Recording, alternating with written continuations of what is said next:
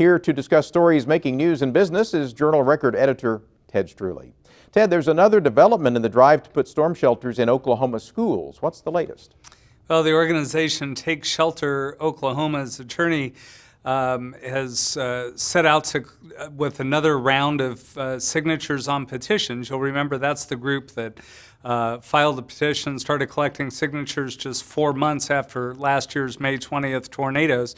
But Attorney General Scott Pruitt rewrote the title on that ballot. They're not happy with the way that came out. The Supreme Court rejected their appeal. And so even though it'll be a state question this year, they're already gearing up for another run at it, fearing defeat this time around. A casino software firm is appealing a more than $3 million ruling. What's the issue? This is Shawnee-based EC Development, and they engaged a couple of guys with a firm here in Oklahoma City to raise capital for them. They're publicly traded, and 2 years ago, the Oklahoma City firm sued, saying that they'd raised a substantial amount of money but never been paid for their work, and they were awarded a $3.25 million judgment that EC Development says they'll appeal. A nonprofit group is giving Oklahoma State University a $1.2 million gift. This is the Oklahoma Wheat Research Foundation, and they're giving OSU that gift for their genetics improvement program in wheat. OSU is really responsible for much of the wheat grown in Oklahoma and surrounding areas. The American Airlines facility in Tulsa is joining the zero landfill movement. How does that work? They are. Well, specifically, it's their brake and wheel unit up there in Tulsa, and it just means they're going to be very environmentally sensitive. They're finding ways to recycle and reuse and have a net zero addition to the landfills. A California company is buying apartment complexes in Tulsa.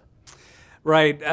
This company invested $32 million in 4 different Oklahoma apartment complexes.